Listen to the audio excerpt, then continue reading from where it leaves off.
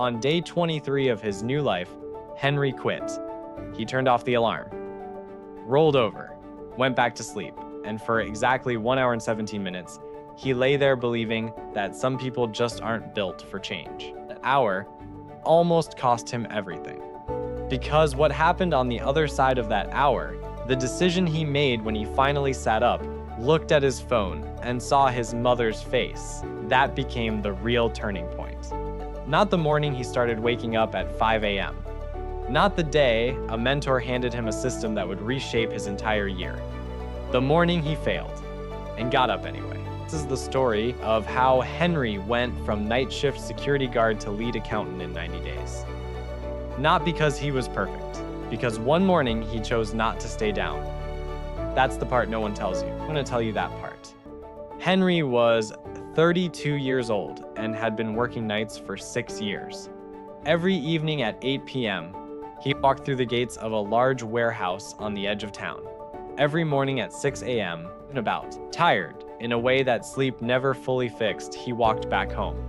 His apartment was one room, a mattress on the floor, a fan that stopped working 2 summers ago, a single light bulb that flickered when the electricity got weak. Couldn't mind the small things. What wore him down was the walk home. Every morning, moving through those streets, he passed windows lit up with other people's mornings, families at the breakfast table, uniforms, kids in school uniforms racing to the bus stop, men in clean shirts locking their front doors and heading somewhere that mattered. Henry would look at those windows and ask himself the same question he'd been asking for 6 years. Will this be my life forever? He had tried to change things. He applied for better jobs, 12 of them in the first 2 years alone. But every door had the same answer. Degree required. Henry had finished high school and stopped there. Not because he was lazy. Because when you're just surviving, you don't get to think about thriving. He wanted to learn new skills. But after 8 hours on his feet in the dark, walking 4 miles of concrete, awake when every part of him wanted to quit, by the time he got home, all he could do was collapse. Hard work was not the problem. Henry worked as hard as anyone he knew.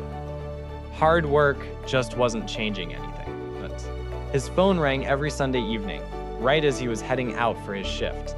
His mother's voice was always the same, warm, careful, trying not to make things heavier than they already were. Henry, my son, when do you think things will get better? I'm getting old. He always said the same thing. Soon, Mama. I'm working on it. But he wasn't. Not really.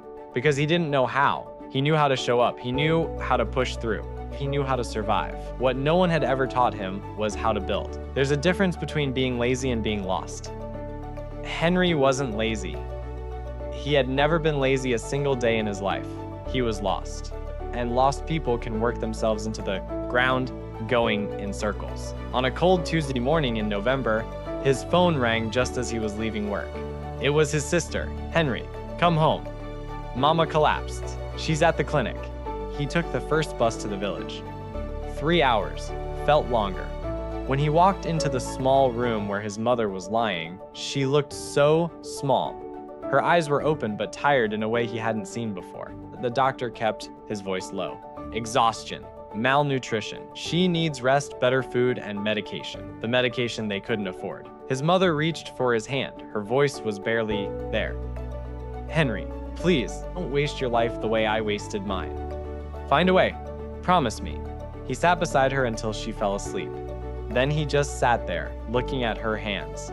40 years of field work, loosed and worn, and nothing to show for it but tired bones, and a clinic bed she couldn't afford to stay in. Henry looked at his own hands. 6 years of night shifts, 4 miles a night, every single day. Both of us working, both of us going nowhere. Something broke inside him, not with sadness, with anger. Pure anger at his own helplessness. He stepped outside into the dark. 5 in the morning. The village was still asleep. A few farmers were already walking toward their fields, just shapes in the darkness. Birds were starting up somewhere. The air was cold and sharp. Henry stood there for a while. And in the quiet, he made a decision. There's not a plan, he didn't have one. Just a decision, no more. He said it quietly, to no one. I don't know how, but I will find a way. No more.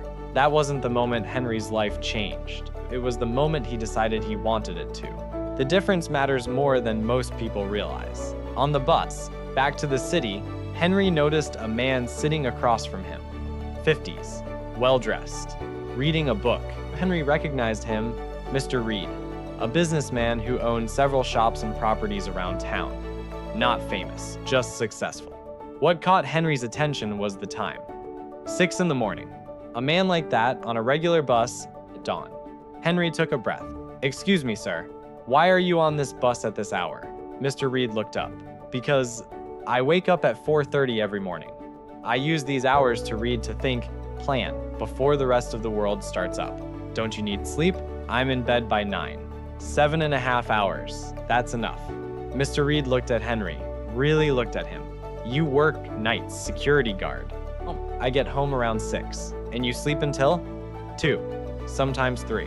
Mr. Reed was quiet for a second. So you're awake when the world sleeps, and asleep when the world works. No wonder you feel stuck. Henry didn't say anything, and 7's out. Mr. Reed leaned forward a little. Let me tell you something that changed my life 30 years ago. Between 5 and 7 in the morning, those 2 hours belong to you. No one is calling. No one needs anything.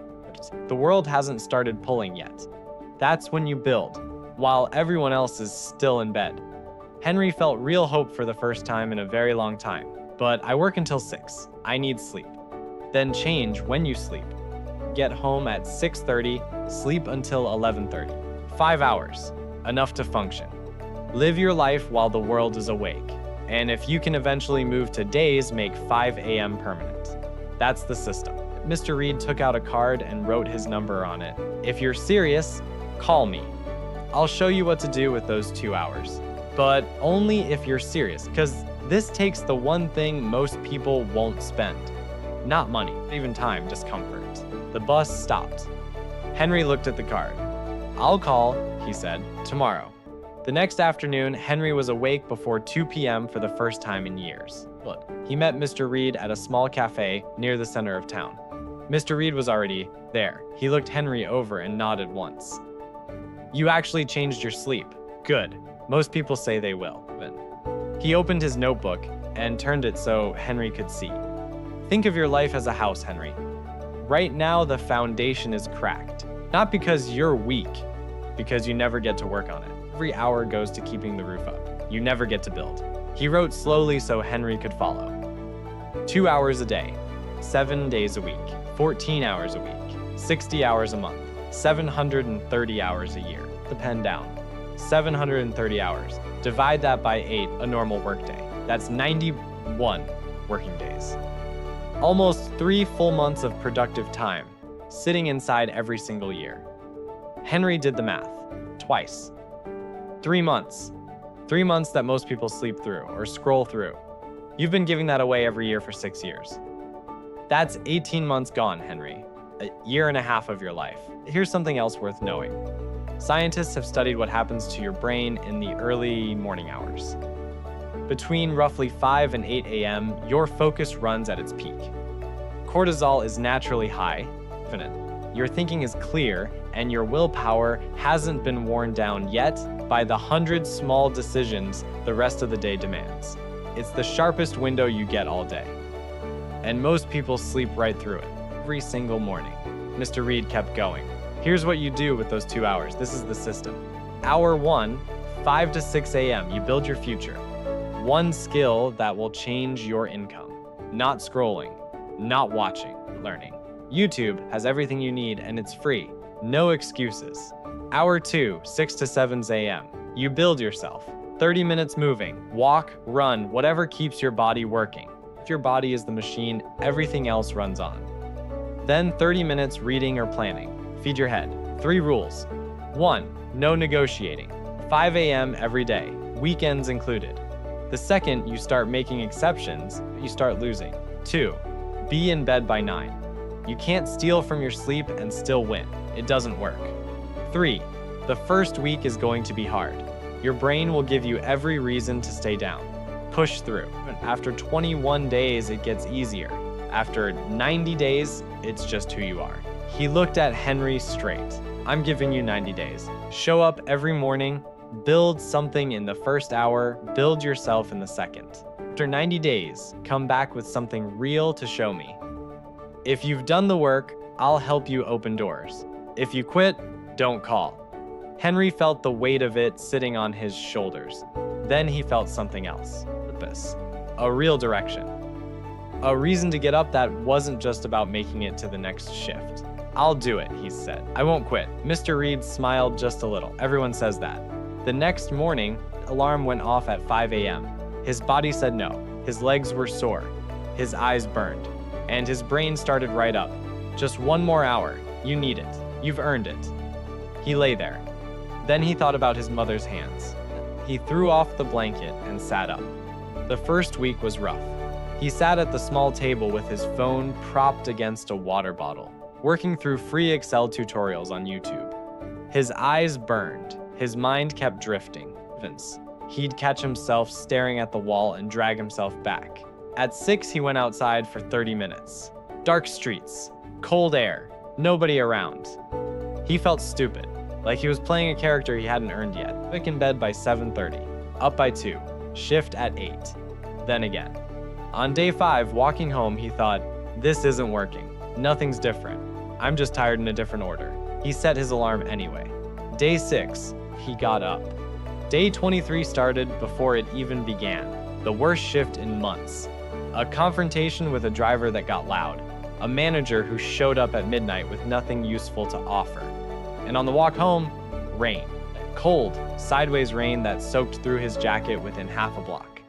He got inside at 6:38 a.m. He stood there dripping, back aching, feet numb, and looked at his phone. Even the 5 a.m. alarm had gone off while he was still on the bus. He'd turned it off in his sleep, didn't even remember doing it. I already missed it, he thought. Doesn't matter now. It felt logical. Day was already gone. Nothing left to save. Start fresh tomorrow. He peeled off his jacket, sat on the edge of the mattress. Some people are just built for this, and some people aren't. He lay down, pulled the blanket up, and went to sleep. He woke at 2:07 p.m. He stared at the ceiling and didn't move. This is what giving up feels like, he thought. Not loud, not dramatic, just quiet. Like agreeing to something you never wanted to agree to. And he reached for his phone, not to call anyone, just something to hold. The screen came on. His wallpaper, a photo from the clinic. His mother propped up on a pillow, too tired to sit up straight, but smiling, fumbling right at the camera. Henry looked at it for a while, then he sat up. No speech, no sudden rush of motivation.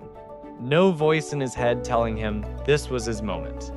Just a man on a mattress on the floor in damp clothes, saying something small to himself.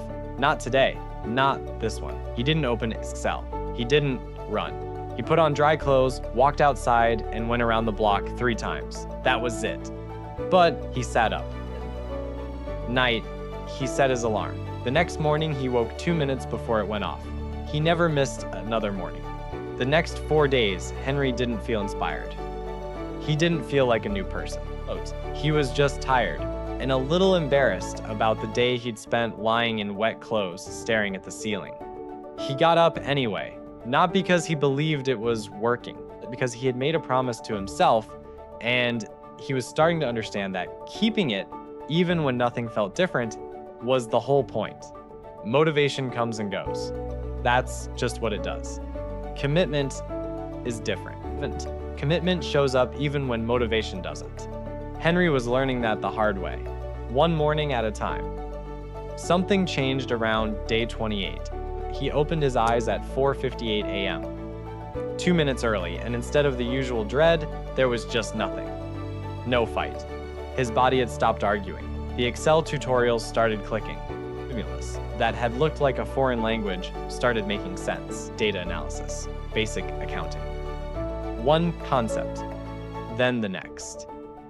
The morning walk stopped feeling like something he forced himself through. He started noticing the sky before sunrise. The handful of other people always out that early, a nod, nothing more, like a club with no name. At work, people started saying things. Henry, you look different. What changed? I'm building something. 2 hours at a time. not everyone got it. Marcus, a coworker who'd been on nights for nearly a decade, laughed when he heard. "You're going to burn out," Marcus said. "I've seen people try this. It never lasts more than a month." Henry didn't argue. He set his alarm that night, and the next night, and the one after that. By the end of month 2, he'd finished 3 online courses: Excel Fundamentals, Analysis Basics, Introductory Accounting. He'd dropped a few pounds from the daily walking. His head felt clearer than it had in years. But the biggest change wasn't something you could see. Henry had started to understand who he was when no one was watching. He was the guy who got up, the guy who showed up for himself on the mornings when no one else would have known the difference. He was becoming someone. In month 3, he stopped just learning and started using it. He'd watched the warehouse inventory system cause problems for years. No real tracking, no reliable record. Stock disappeared, but managers wasted hours every week on things that should take minutes. One morning, in his first hour, Henry built a spreadsheet. Clean, simple, easy to update. Solved a problem that had been sitting there since. Before he started working there, he printed it out and put it on his supervisor's desk. His supervisor called him in that afternoon. "Henry, where did you learn to do this?" "Most. I wake up at 5 a.m. and teach myself." Word got around. It always does in a small place. Supervisor to floor manager to owner. On day 87, his supervisor called him into the main office. "Henry, we're expanding the accounting department. We need someone who knows how this warehouse runs and can handle basic bookkeeping. That person is you. Day shift. Double your current salary." Henry stood there. Didn't say anything for a few seconds. He thought of his mother's voice. "Find a way. Promise me. When do I start?" "Monday." That evening, he called Mr. Reed. "Mr. Reed, I got promoted. Day shift. Double pay. And I never missed a morning, not after day 23. A pause. After day 23, Henry told him everything. The rain, the alarm he'd silenced on the bus. 17. The hour and 7 minutes lying in bed convinced he wasn't built for this. The photo. Mr. Reed was quiet for a moment. Then, that's the morning that mattered most. Not your first morning, not your last. Day 23, when you had every reason to stop and you didn't. That's the morning that made the other 89 possible. Henry didn't say anything. "Don't stop," Mr. Reed said. "This isn't a strategy anymore. This is who you are." "I know," Henry said, and this time he meant it. A year later, Henry was the company's lead accountant. He'd saved enough to move his mother to the city. Real medical care, a proper place to live, a window she loved. It looked out over a small park where she liked to sit in the afternoons. Every morning at 5 a.m., he was up. Not because he had to be, because those 2 hours were his, completely his. And he knew exactly what they were worth. His coworkers would ask, "Henry, you've already made it. Why are you still doing this?" Because the person who wakes up at 5 a.m. is the person I chose to become. And I'm not giving him up. Henry's story isn't really about waking up early. It's about what happens when you stop waiting for the right moment and start working in the only one you actually have right now. Most people think the gap between where they are and where they want to be comes down to talent, or luck, or the right break. It doesn't. It comes down to 730 hours a year that most people quietly hand away. 91 working days. Already in your year. Already yours. Already paid for with the one thing that never comes back. Time. Between 5 and 7 in the morning, the world hasn't started demanding things yet. Your phone is quiet. No one needs anything from you. Your brain is sharp. Your willpower is full. That window closes fast, and most people sleep right through it. CEOs, athletes, people who build things, they're not doing it because they're special. They're doing it because they showed up before everyone else and did the work while it was still quiet. Win the morning. You have a real shot at winning the day. 3 things. Starting tonight. First, set your alarm for 5 a.m. Exactly 5, not 5:10. And put your phone across the room so you have to stand up to turn it off, because standing up is 90% of it. Second, decide right now what you'll build in hour 1 tomorrow. 1 thing, not 2. 1 skill, 1 course, 1 goal. Commit to 90 days. Third, protect 9 p.m. You can't wake up early if you stay up late. The show will still be there. The scrolling will still be there. Your sleep is where everything starts. And when day 23 comes, because it will, you don't need to feel strong. You don't need to feel ready. You just need to sit up. That's the whole thing. Sit up. If you're ready to find out what's on the other side of your own day 23, hit that like button right now. That's your first commitment. Then drop a comment. What are you going to build in your first hour tomorrow? Write it down. I read every single one. Share this with someone who keeps saying they want to change. Sometimes one story is all it takes. And subscribe, because every week I bring you stories of people who chose to sit up when staying down would have been easier. Your day 23 is coming. The question is, will you sit up?